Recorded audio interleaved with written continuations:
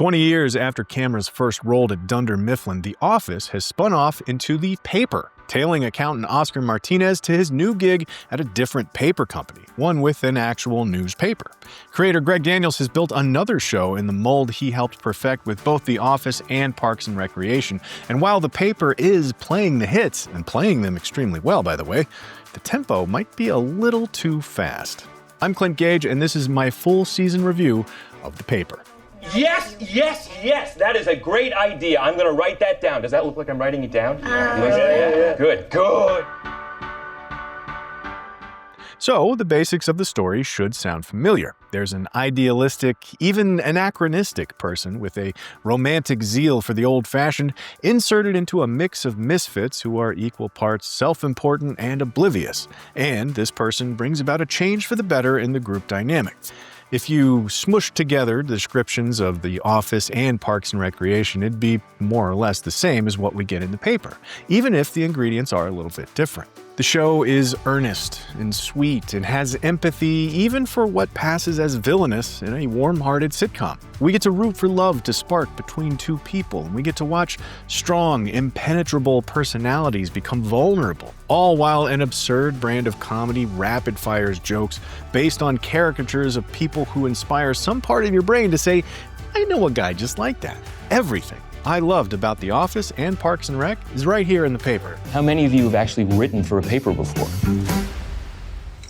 Tweeted. You've tweeted? I'm in a group text. This flavor of Greg Daniels-led mockumentary series focuses on a failing newspaper, although failing might not be the right word. The Toledo Truth Teller is a relic of a publication, being left behind to tread water in an already changed media landscape. It's owned by a parent company that sells toilet paper and envelopes and a variety of other paper goods, occupying only part of a floor in a building it used to own entirely back in the heyday of journalistic integrity. And that's ultimately the focus of the show, the current state of a once valued institution. It's a more substantive swing at a timelier topic than The Office or Parks and Rec ever really took as a series, and The Paper wastes no ink in letting us know about it.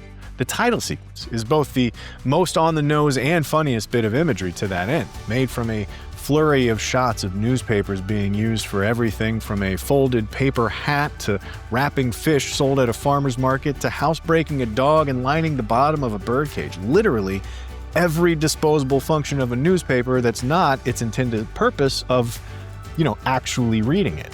Here is one of my articles I'm particularly proud of. So there's an obvious criticism of modern journalism at play throughout the season, covering everything from clickbait and celebrity infotainment to the ethics of writing about your parent company and the attention economy at play in legacy media's ability to compete with a one-man blog.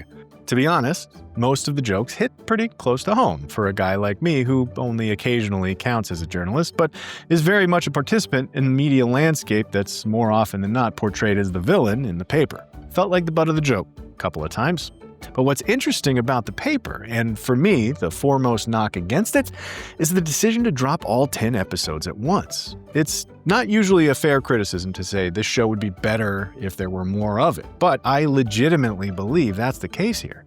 There's an irony that a show about an old institution trying to exist in a modern landscape is itself a 2005 model sitcom living in 2025's release model.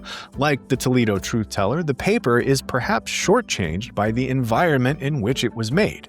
Binging the entire season is not a difficult feat, given that it's only 10 half-hour episodes, and some of us will spend that long trying to decide what movie to watch again. But it does lead me back to my one real problem with the first season of The Paper. It just moves too fast. Now, like I said, there's a will they won't they love connection, an old guy that just wants to nap, an overbearing boss who is believably just beyond realistic, a would-be villain set in their ways. The playbook is right there in its entirety. But what The Office and Parks and Rec slow-played across multiple 24-episode seasons, The Paper does at warp speed across just 10 episodes. Now, to be fair, there are pros and cons to that. I hope it's not too disruptive to have me come in and sort of shake everything up. Oh, no, don't be so self-defecating.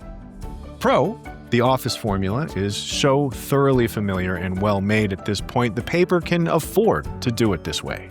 Donald Gleason as Ned Sampson, a rich kid with romanticized ideas about being a newsman, hits all the right notes. He's childish and silly and scared of spiders, but within the same episode, he's an inspiring leader with infectious ideology and passion, equal parts Michael Scott and Leslie Knope.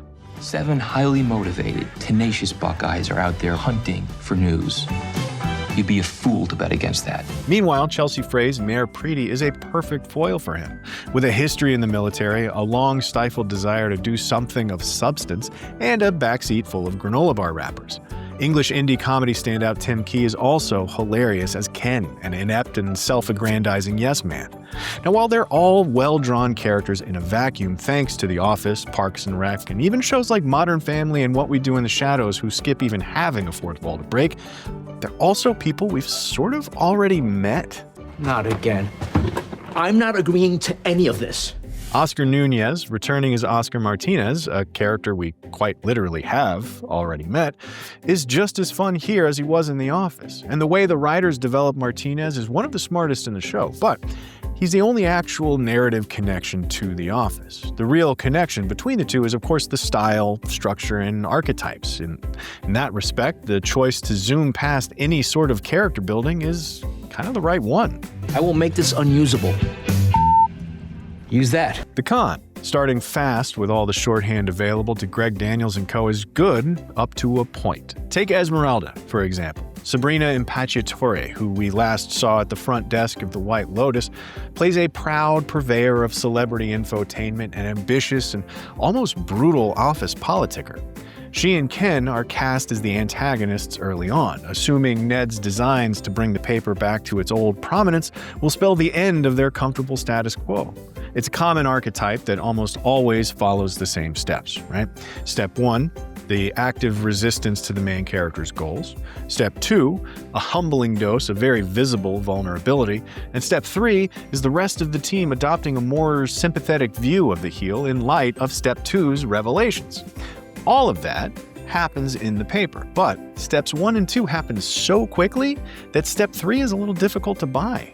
Have you read this paper? Uh-huh. How do you think it compares to any other paper? It sucks. But we are going to make it better. The last few episodes in particular are trying to cash checks the first half of the season wrote, and more than one of them doesn't quite clear the bank.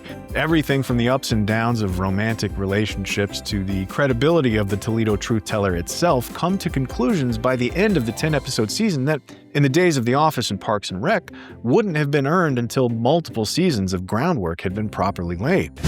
Let's show them how it's done. So that, for me, begs the question, at what point did Universal or Peacock or Greg Daniels or whoever decide to drop all of the episodes at once?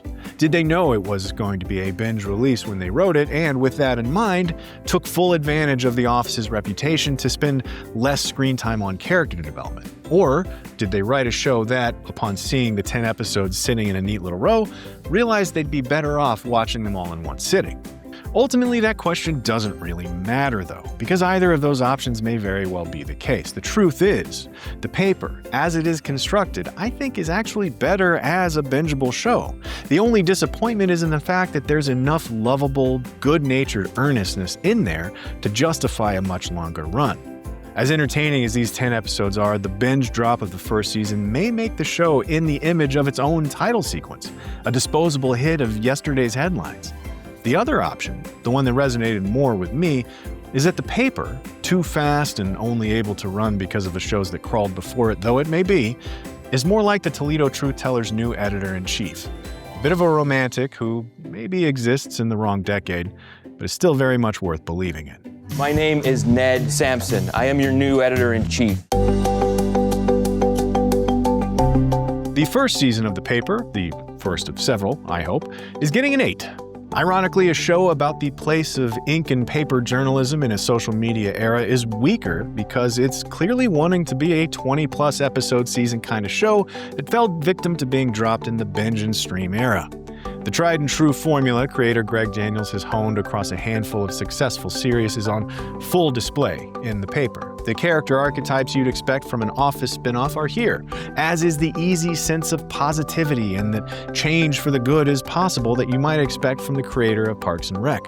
Maybe it moves a little too briskly for its own good, arriving at places we can all see coming, but they are satisfying places, and it's funny for the whole trip.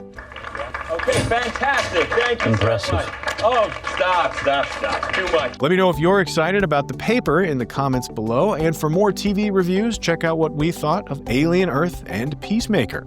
And for more algorithmically challenged content that legacy media doesn't really know what to do with, be sure to subscribe to IGN wherever you like to watch.